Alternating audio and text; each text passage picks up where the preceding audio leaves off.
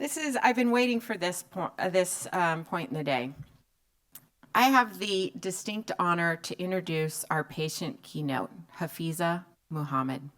She's a mother, a mental health advocate, and entrepreneur.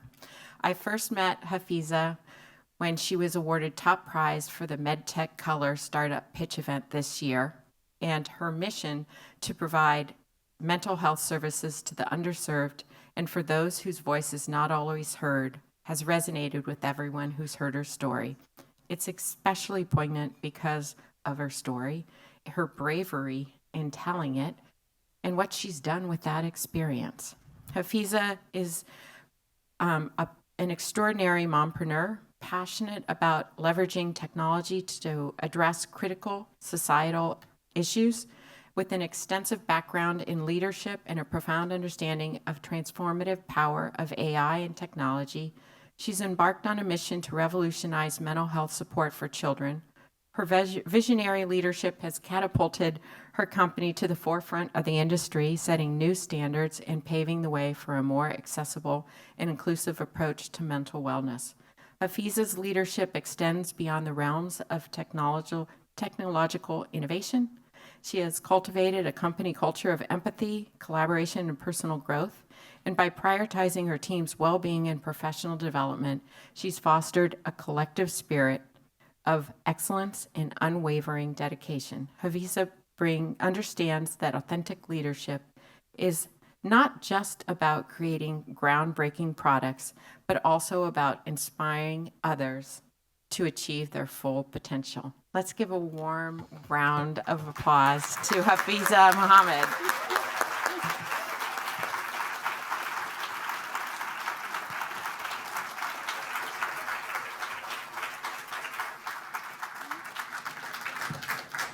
All right, is my mic working?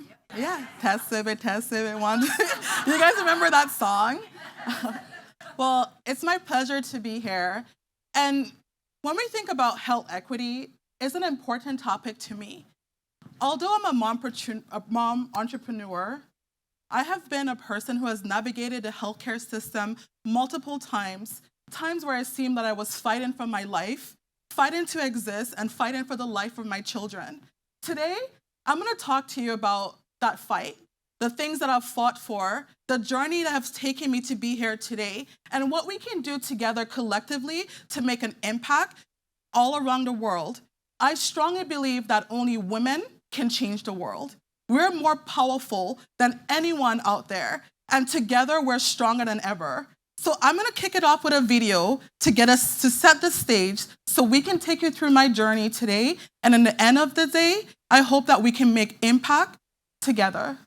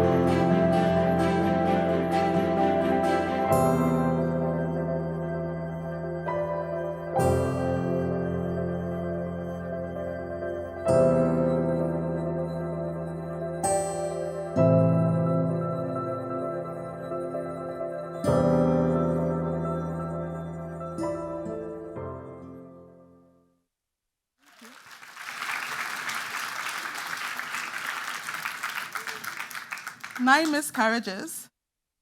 How many in here, and you don't have to show your hands, have had a miscarriage? And then you have to get up and go to work the next day. because there's no resources to tell you can take the time off. And you try because you want to give up, to have that hope of having that baby that you dream to have. There's some women out there that don't want to be moms, and I don't blame you. And there's some out there who are trying to have a baby. Never give up. I'm the Thomas Edison of conception. But as I navigated pregnancy, going to doctors to find out why am I having these miscarriages, I've been met with a consistent statement of, you know what, it's the first trimester, it's typical, maybe something was wrong with the baby. I so happen to be in a zip code in Utah that's not amongst a zip code that makes things challenging. It's one of those zip codes you can get better care. Luckily, I was able to find a doctor who saw my siblings and said, I think you might have an incompetent cervix. So for those of you who don't know, an incompetent cervix is when your cervix is not strong enough to withstand a baby and you can miscarry. So he said, I'm going to track you for 17 weeks. And as I track you, we will see what's going on. Luckily, at 17 weeks pregnant, I started to go into labor. But because he tracked me, we were able to get a rescue cerclage, which is a stitch to stitch my cervix. And for the remainder of my pregnancy, I was on bed rest. A few months later, I had my son, my very first baby boy. After 9 miscarriages, it finally made sense that this is what I was waiting for at the end. And as I continued to grow and to get older, I said, I don't think I want any more kids. This is too traumatizing. I got pregnant again. And I'm like, okay, now I'm weaponized with information. By week 12, I need a cerclage. I know that I have to go to doctors once a week, every 2 weeks, be in a rotation, see every single one of the OBGYNs in the office because I don't know which one is going to deliver me, right? If you've had a baby or been pregnant with multiple doctors in the offices, you know what that's like. So I was proud. I was confident. I started bleeding. And I'm like, oh no, I'm having a miscarriage again. As I continued to navigate, I'm in a different zip code in Maryland. I was in Utah, now I'm in Maryland. One of those areas in that general circumstance where your zip code can determine your health and the access that you get to care. I went into the doctor's office and they said, I'm so sorry, you're miscarrying again. Can you come back in 2 days to do a DNC? For those who don't know, a DNC is a form of abortion to clean your system out. I said, why don't you check in 2 days, check my blood levels to see if I double, to see if my pregnancy is viable. Don't give up. Don't give up. I'm not a person that gives up. Any challenges come to me, I don't back down. But that doctor gave up on me. She scheduled that DNC, and guess what? I did not show up. No. You didn't do your job. I'm not showing up. If I already had 9 miscarriages, one more is not going to be anything extra, but for sure, I don't want to find out that I made that mistake. This is Fatima and my son. She was alive, and she made it, my full-term baby, that I almost had a DNC, just because I was in a different zip code area with different access to care. As I navigated my life, as I continued to grow, my son, 6 years old, in October of 2020, all that fighting came to me and said, Mommy, I felt like I wanted to kill myself. My heart broke. I didn't see it coming. At the time, I was an executive for a mental health company that only saw adults. Because of my son's disability, he was on Medicaid. Let's talk about access to care. If you have Medicaid, there's no way you can find a therapist. I spoke to someone earlier that said, you call and they say you have to search for a doctor within 100 miles, right? In my state, it was within 50 miles. And of course, within that 50-mile radius, there was not any therapist that can see my son. I said, I never want another parent to go through what I did. Do you know, and I know you guys understand, the pain it takes to bring a baby into this world, for them to leave because their mental health is struggling. At the same time, a lot of kids are struggling today. My son is not alone. I left and I started my own company, Backpack Healthcare. You're not going to tell me my son can't have access to care, and I'm going to make sure every child that looks like my son have access to equitable care. As I continued throughout my journey as being a mom, building a company, I had an IUD because I am done. There's no more babies for me. I am not having any more kids. I've done my work. I wanted to use my passion of my struggles with conceptions, with miscarriages, to help other women around me who want to conceive, to want to have a baby, so that I can make a difference for them. So, prime example, one of my friends get pregnant. I said, this is a checklist. You go to the doctor. This is what you ask for. This is what you tell them. Even if they say that you want to get an ultrasound at 17 weeks, which is what they recommended, tell them you want it earlier. They're not paying for it.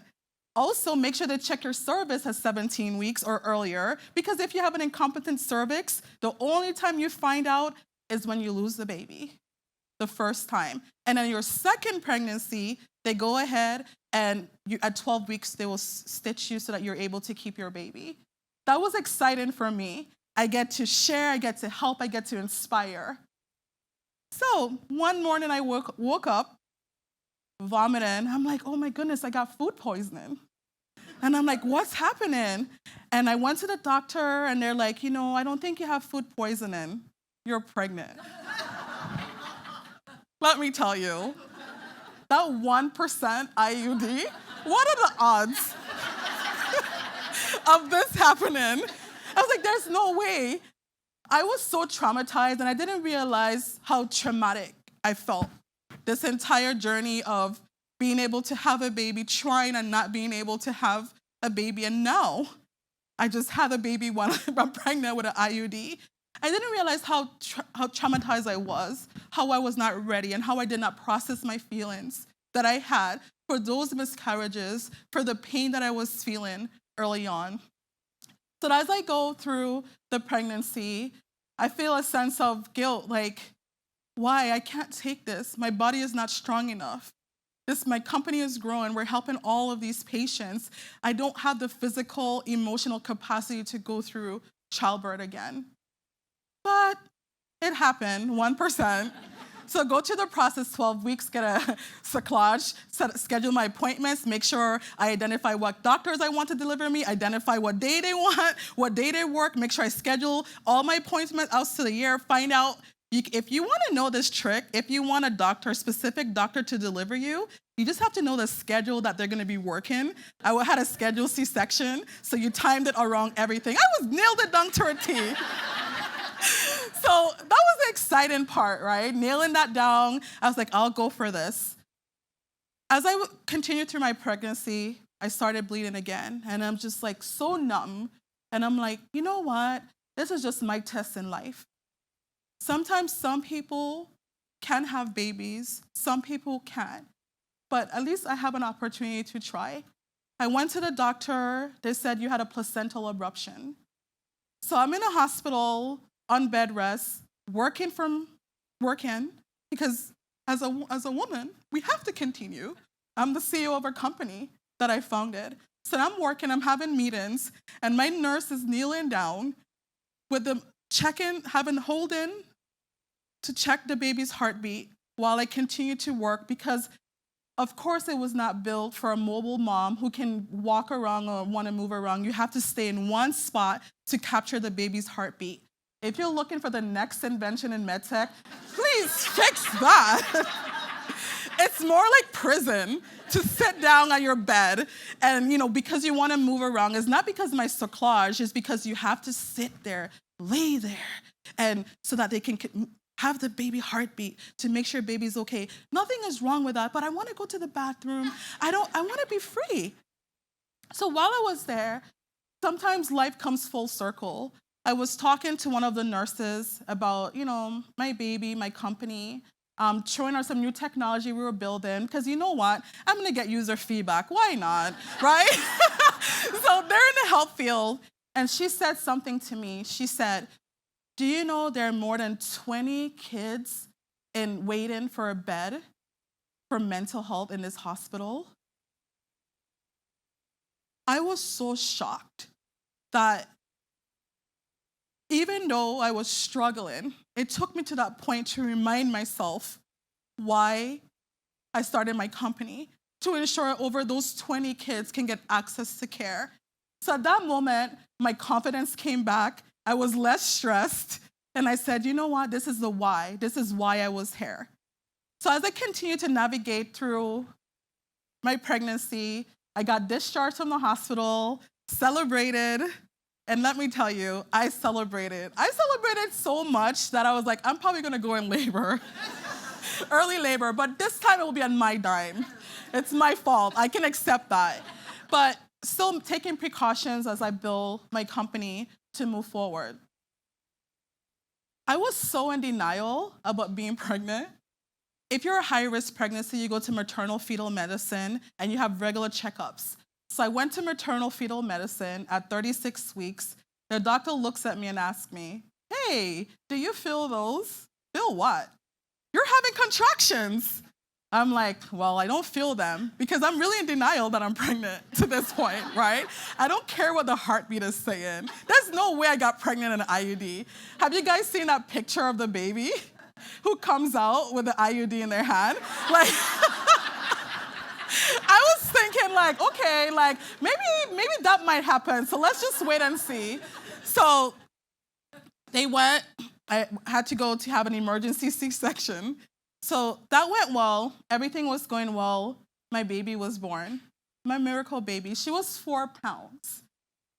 And at that moment I said, oh wow, she's gonna go to the NICU. I was prepared for it. But that fighter came home with me.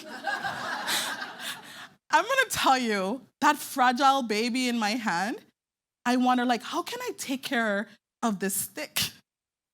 It's so tiny, it's so precious. I'm so afraid to break her little arms that like, I asked my mom came, I looked at her nonstop like I was her security guard. No one can touch her.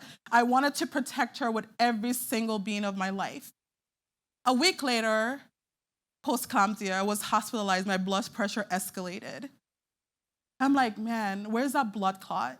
So because of the labor, I had a blood clot, which escalated my, I went back into the hospital. They put me on magnesium drips to be able to help me be able to reduce the blood clot, to reduce my blood pressure. So back in the hospital again. The good thing you could tell about being in a hospital so many times, there are 2 menus. There's a hospital menu, and there's a menu for the patients or the people who want to buy food there. So guess what? At least I could get good food, not the hospital food. So tip number 2, right, about being hospitalized. So at this time, I had a very incredible doctor who sent me home with a blood pressure cuff. Think about that. She said, I want you to check your blood pressure every single day, postpartum, to see how you're doing. And I was like, okay, no problem. And I did it every single day. Perfect pregnancy, no high blood pressure or anything like that. So as I navigated the blood pressure cup, of course, that's what helped me stay alive. There's so many women out there who die within their first year of pregnancy due to their high blood pressure, post-eclampsia or pre-eclampsia while they're pregnant. So just these little steps to create health equity makes a difference in the lives of so many women.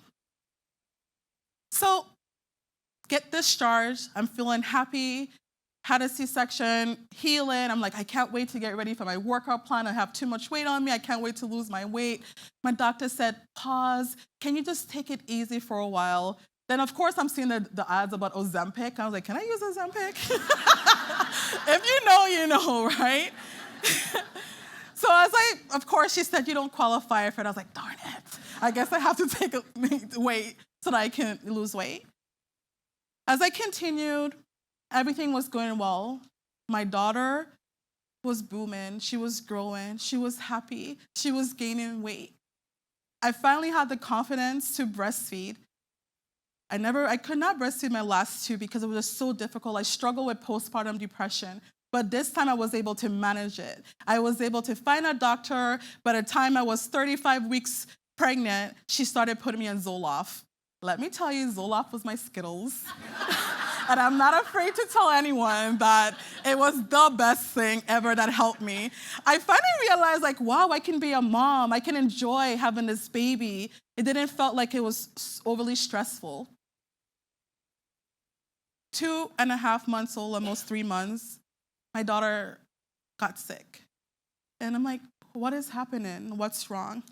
But it wasn't a type of sick that I've seen with my other children. It was different. It was a cold, but it wasn't a cold. It just seemed odd. I saw a lot of news articles that RSV was going around. You guys know last year RSV was really difficult. So I said, you know what? Let me go in and get her checked.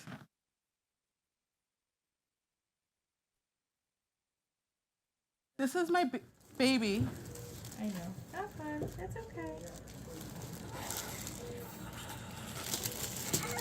I know. I'm sorry. Okay. Let's hold down here. I'm holding. There we go. Aww. I know, boo. I know. Nobody likes this. I know. You see all those boogies now? I know. So tiny. And the tools are so big for her. Because how often do you have a baby that little that's not in a NICU, that's sick? So as a mom, I wondered, like, why me? Why is this happening to me over and over again? I fight, but this time I had no control. I did not know how to treat RSV. I'm not a doctor. I can navigate pregnancy world. I can navigate the mental health world, but RSV was new to me. They had to do x-rays in her bed. Look how big that machine is. At that time, her lungs looked clear. They sent me home. And I went home with her. And I was like, something doesn't feel right. The hospital was so packed. They put me in a room with books and a fish tank with a live fish in there because it was just over-flooded with kids who had RSV.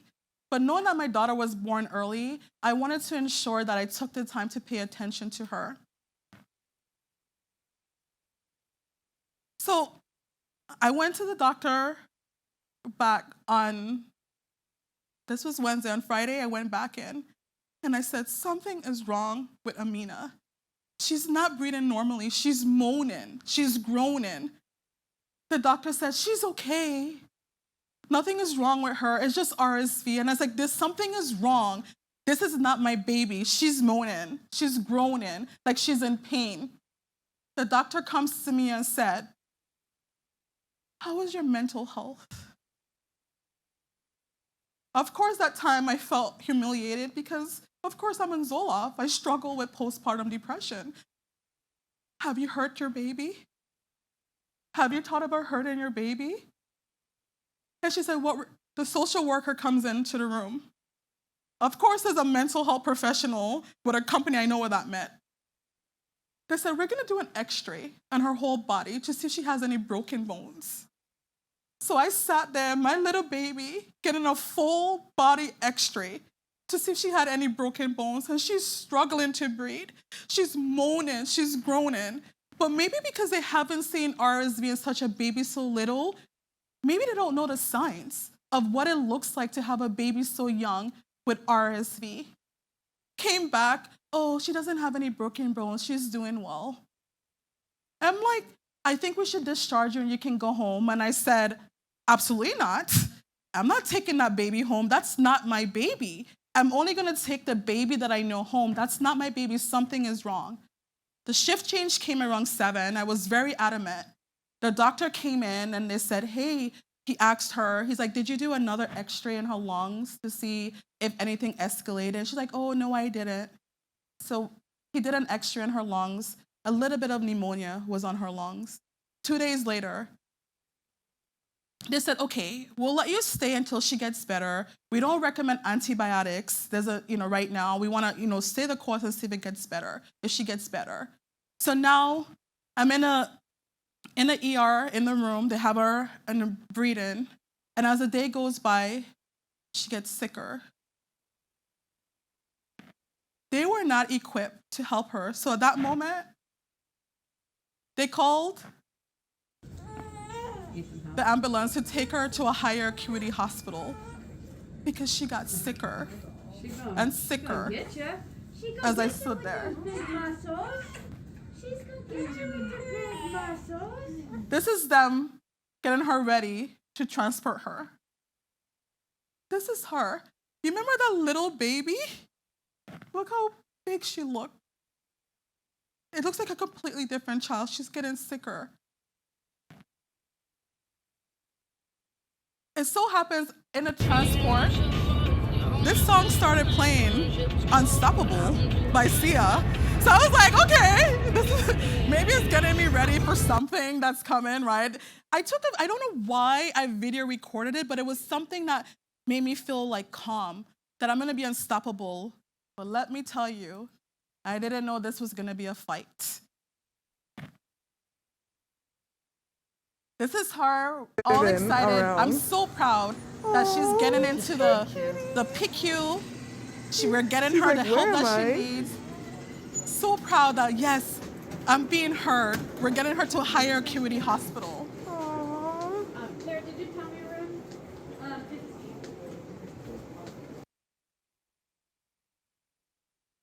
This is her in the PICU. They're taking a look at her, checking her out. I overheard a doctor said, oh, wow, she's not that sick. But they didn't know I heard them. And I was just like, you know what, Hafeezah, calm down. It's going to be okay. You have to trust the system. You don't have any hope. All the hope you have right now is your baby and those doctors. So a social worker comes in and said, you've been up all night. You need to go home. You need to get some rest. I was so reluctant to leave, but I said, you know what? I'm a mental health advocate. And at that moment, my mental health, I was shattered emotionally. I could not move forward. I was sleep deprived, but I didn't have a choice. I went home. I came back. I went to the security guard and I said, yes, my baby is in room 16. Her name is Aminata Sako. I want to check it. They said, Amina, there's no baby in that room. I am crying and telling him, I just left 4 hours ago. My baby was there. I'm crying, screaming. I'm like, what happened at that moment? I'm thinking the worst happened. Come to find out, they moved her to another room because she wasn't that sick. So they moved her another part to the cardiac PICU because she wasn't that sick. They never had the courtesy to call me and say, we're moving your baby. I had to go and find out. And it was the most heartbreaking thing. I come back to the hospital. I saw her. This is her in a different room. But at this time, she's moaning. She's groaning. Her machines are going off. Her temperature is over 100.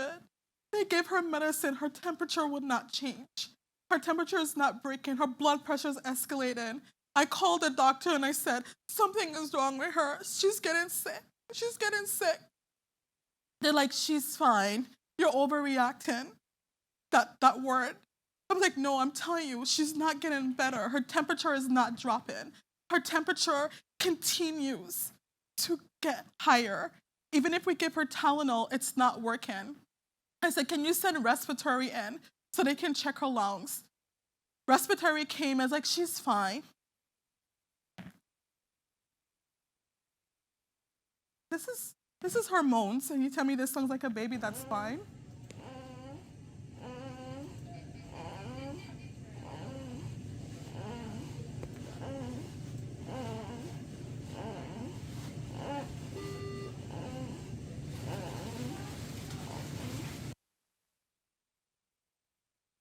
Does that baby look okay? She's not fine. And I'm fighting for hours, tracking data every hour and an hour. This is her blood pressure. I'm like manic at this time. Checking to see her temperature. Nothing is changing. She's getting worse. I talked to the nurse. I fought with the nurse. I said, please get her help.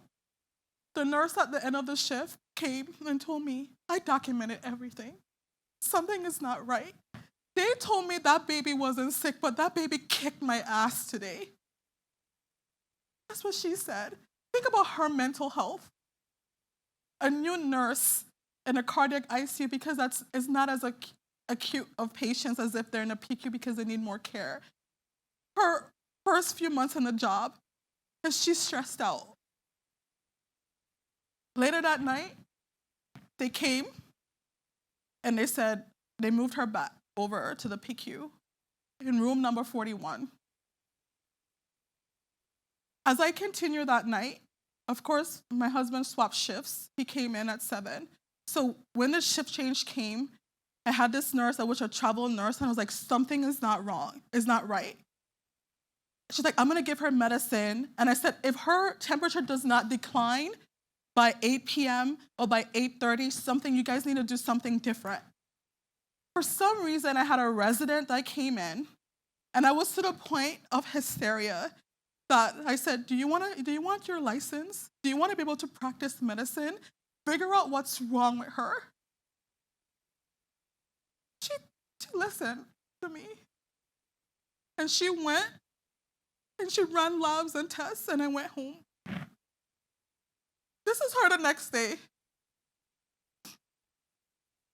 My baby declined significantly overnight.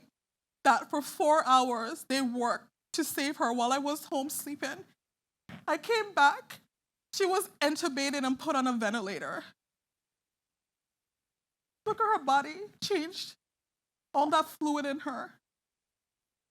Her left and right lungs collapsed. Because she was so small, the tools and the technology out there was not sufficient to help support her. They had to find stuff from the NICU, who normally support younger babies, to intubate her. She had a chest tube to drain all the fluids from her chest. 10 different types of pain medicine on my daughter.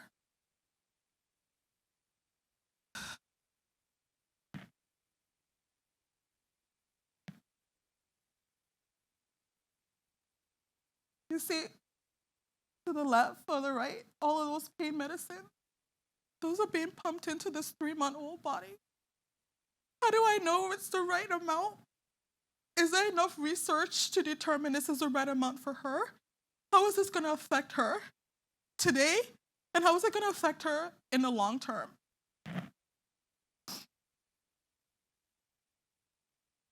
Is she going to make it? And those are the thoughts that was going through my mind as I saw her.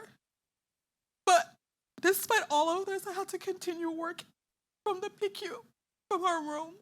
And if anyone has ever been in a PICU, the sounds of the machine going off all day long, every minute, every second, track it to see if this baby is alive. I could not sleep at night because I would hear the phantom sounds in the middle of the night.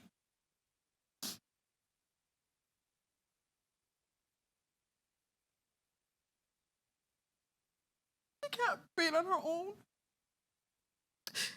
We knew about being intubated because of COVID. Who would have thought that a 3-month-old baby will be intubated?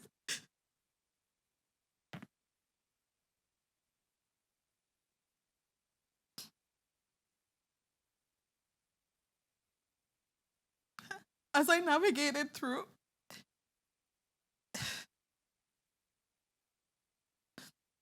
I'm telling you, this is so hard because I was so reluctant to share my story, and now I feel like I'm living it again. This is all the fluid coming from her lungs. This is coming out of her lungs and going down into this. This is all the fluid that's come out so far. Infectious disease comes in every day. Try a new antibiotic. Watch it grow. Antibiotic 1 didn't work. couple days later, they try another set. It's not working. The third time, they tried another one. That one worked. So this is the time of what happens in the hospital. This is what happens. Trying to help her, trying to find out what works. We all know what infectious disease was. Everyone knows Dr. Fushi, right?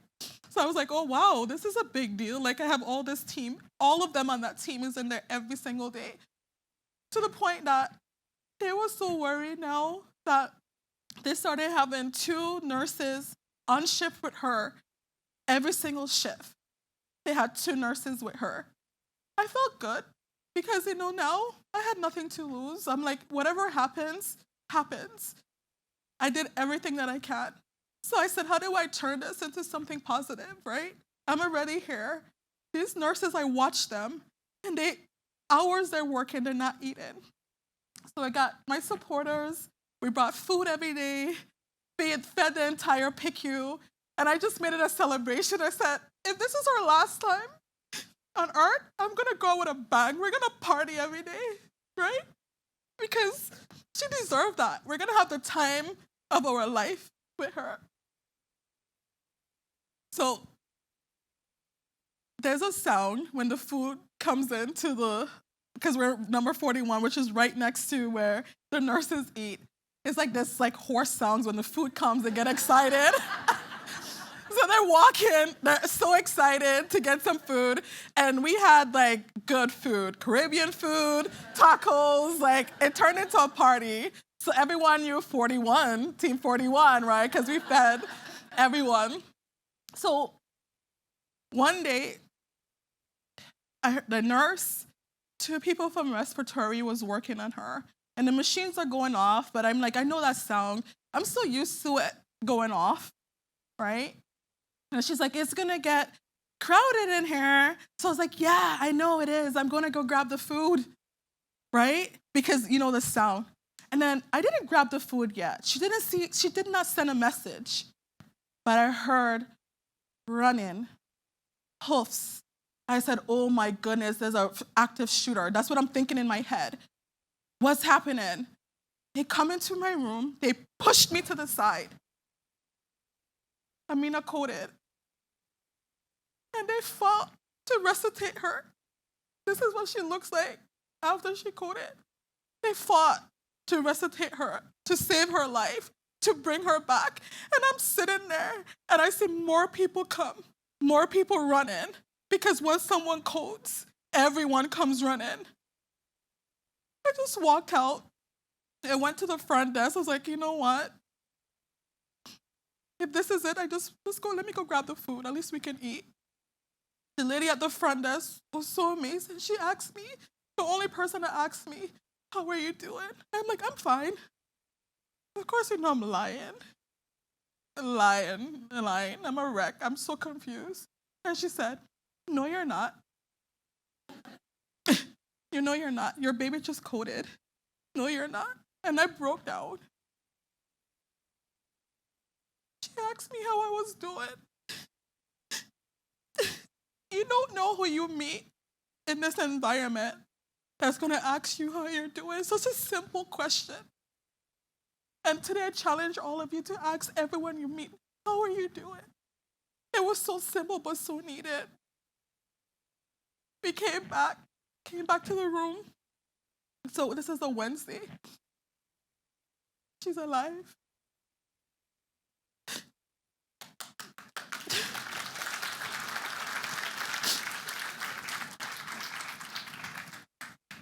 Amina is alive.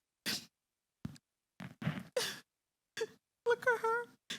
Friday, she was extubated and taken off the ventilator. 2 days later.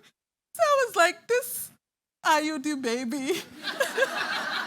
Had to make sure she left with a bang.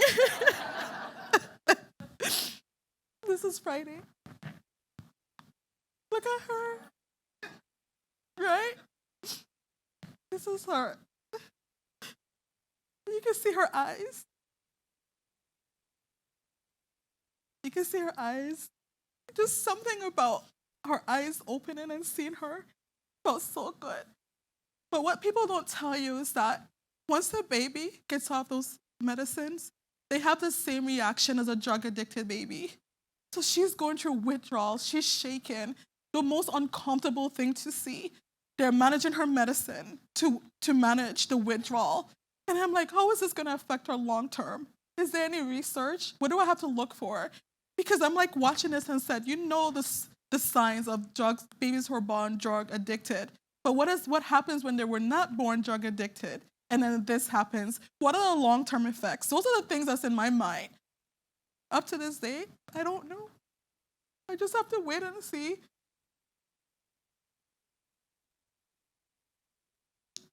This is her nurse who take great care of her. You see her smile? Oh, one of her first smiles after this. And she remembered that nurse. That nurse loved my baby. She took care of her like if it was her own child. This is the nurse. This lady was the one who listened to me that night and took a chance and said, like, something is not right that night. Traveling nurse, we know, who did they give the kids to for the ones who are not sick? So imagine this lady, traveling nurse, got the sickest baby in the PQ. Look at her today.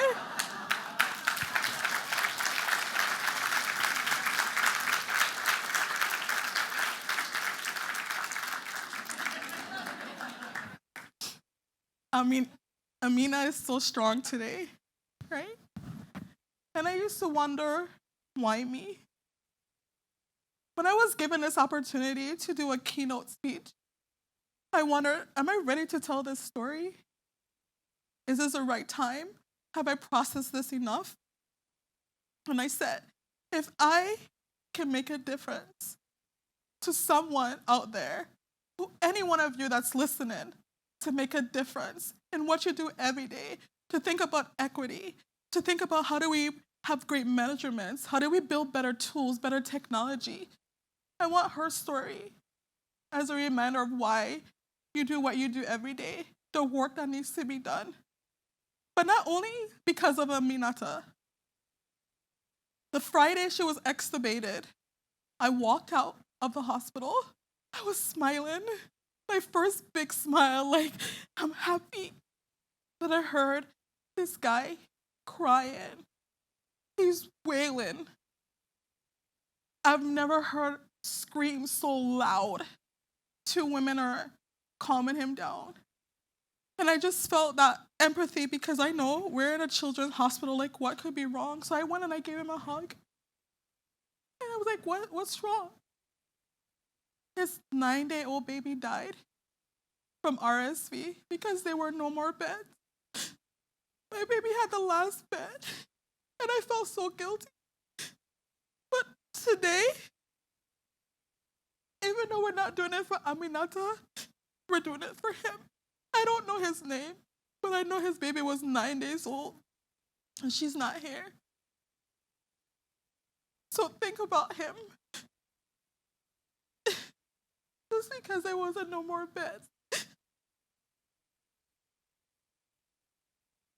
I'd never forget him, and I would never forget him.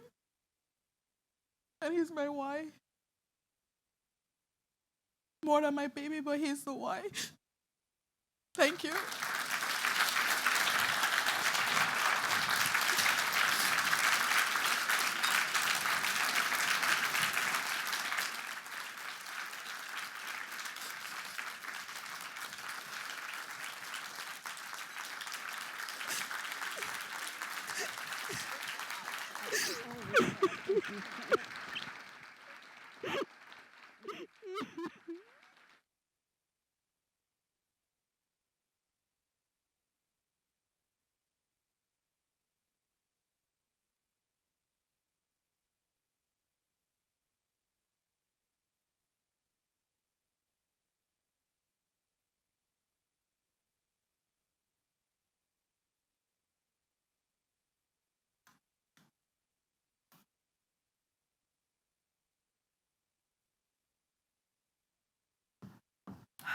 Take a deep breath.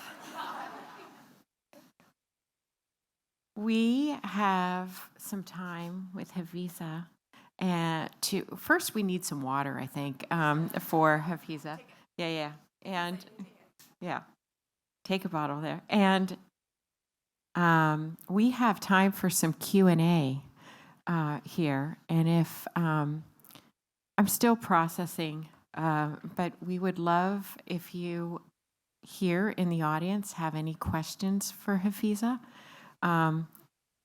If you raise your hand, and we have some runners that will find you. And and then I just want to say also at 10 to 10:30, that's when we're going to have a break, and all you virtual all you virtual attendees, please feed your questions into the app, because Hafeezah is going to stay on to answer questions from the people streaming in. Oh, we have a question here. For sharing your story. Is this on? Oh, yeah. Hi, I'm Janine Furch. I'm a neonatologist at Stanford Children's Hospital. So, and a fierce advocate of pediatric and neonatal healthcare and med tech. So thank you so much for sharing your story and shedding a light onto this area that people often overlook. So you have an entire room of amazing med tech innovators, entrepreneurs, and executives. What would you say to them when people often say the pediatric market is too small? We can just make things for adults and make them smaller for kids, and it's just not worth investing in. Because that breaks my heart, and that's what I see every day, and I work with families like you every day. So I think they'd love to hear your voice. I can tell you that I've thought about that a lot, because you hear, being in a pediatric mental health business, you learn that, oh yeah, kids are resilient. And it's similar for the technologies that they build for pediatrics. However, adult care wouldn't be needed if we have good pediatric care. Nothing starts overnight. Everything gradually starts. We don't take enough time to take a look to see what's impacting children. How are we measuring their results? How are we collecting that data? Do we have the right tools? Because if we have the right tools for pediatric, adult care is not needed. And that's like one of my passions, is that I take my kids to get annual visits. There's no blood work done. So how are we knowing, like, are they getting sick? We don't know.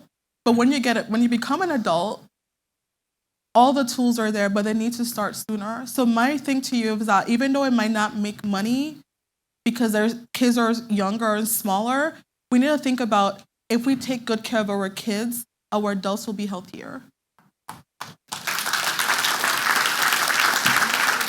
Yeah.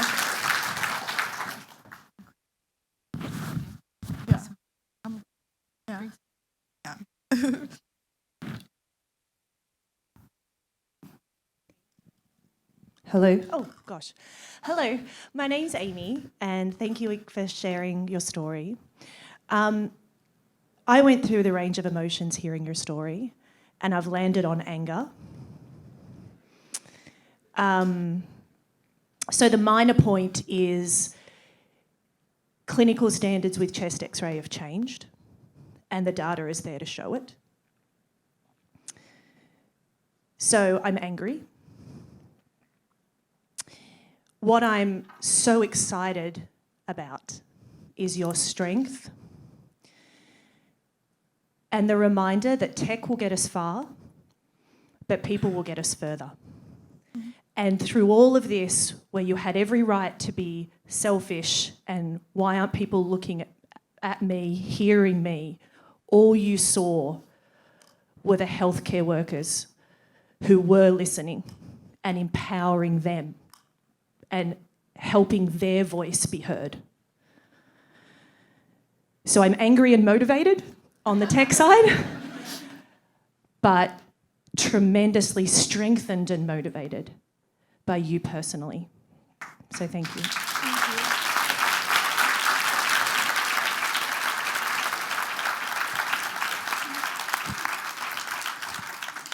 Hafeezah, I'm raising my hand here. I have a question Yeah. because I've never heard you give a patient keynote before. Before, I've always heard about backpack health. And I'm wondering if you would want to share how you took that experience and turned it into backpack health for mental health. Do you want to talk a little bit about that? So, backpack healthcare, because there's a backpack health that's out of business. I don't want to ever. So we have to add the care to it. As I navigated the journey with my son, I started my company. But now we've expanded where we provide care for not only for children, but their families, so parents. Also, my team worked with the hospital, with their staff, and the PQ. Jenny, my chief clinical officer, is here to put systems in place to help test moms for postpartum depression and for depression while the kids are in the PQ, because it's very traumatizing. So, although I was angry, I know why I was there, because we're able to make changes for all the parents that's going to come after. And all the hours of being in that PQ and navigating and seeing the impact of parents, the ones who can't come because they have to work. I was fortunate to be able to work from there because I was fortunate. But how do we support them? And I'm very proud of Jenny for taking that charge and being able to help implement changes within that hospital for mental health for their moms.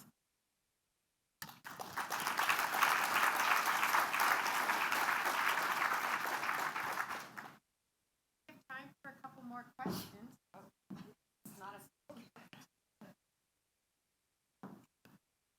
Hi, is this on?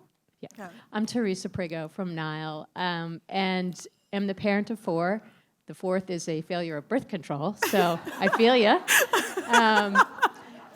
But a wonderful, wonderful kid, and we love him very much. Sorry, I always have to add that. But one of my kids has chronic epilepsy and has since she was 5. And one of the things that I discovered, and Boston Children's is a wonderful place, but the ability to listen or the inability to listen to parents is appalling. So something I've thought about a lot, I'm sure you have too, and it's not technology, it's training. So I don't know if you've given any consideration to how do we provide the tools to residents, to young nurses, to empower them to be able to listen? Because I think that's where the change starts as well. I agree with you. And talking about your birth control, like the 4th one with epilepsy, I hope it's a girl or boy. It's a girl. Is she doing okay? She is. She's 26 now, Okay, and good. still has seizures, but she's had an RNS implanted, which helps enormously. So technology did help. Okay, In good, that right? case, We're yeah. making progress. It's also a part of training and onboarding. I feel that sometimes if we're able to, in orientation, and talk about the importance of listening to parents, because in the end of the day, we're the ones who are with our children more than anyone else. But how do we teach people to remove ego from the situation? Because sometimes you can think about it from their point of view. They might think that you're thinking they're not good enough because they might be going through something as well. So it starts with training and us, if we know doctors in our lives, to tell them that always listen to the parents, because they know something. And it's just spreading the word and knowing that it's not personal. We might be emotional because we love our kids. And how do we help teach them that? Agree. And I think it's you and it's me in And the it's hospital. I everyone. remember yelling at one resident who was maybe 14 years old that when he said, "Oh, this just happens," I said, "Look, I have dealt with epilepsy longer than you've been alive. Okay. I know what I'm talking about." I know the feeling. So I think we just got to keep doing it. So thank you. Yeah, maybe that could be a blog, right? Yeah, that's not my baby. I told them I'm not going home until I have my baby. I know the feeling. One more question.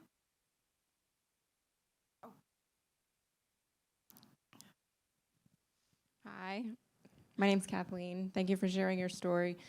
When you said in your story that the person at the reception, the front desk, while your baby was coding, asked you, "How are you doing?"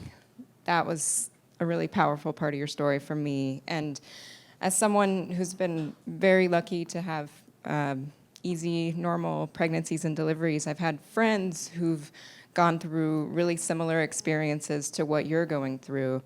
And I wondered if you could give some advice on just something that you think would be helpful when you have a friend or a colleague or someone who's going through a really hard time that you may not have experienced, and something along the lines of "How are you doing?" But if there's something concrete or a phrase or just some advice that you could give for how to be helpful to a friend who's going through a hard time. I would say just listen and be there, because we may not know the answers, and it's very hard to ask for help. We know as women it's difficult for us to ask for help. So just be there and just listen, and that's it. Thank you.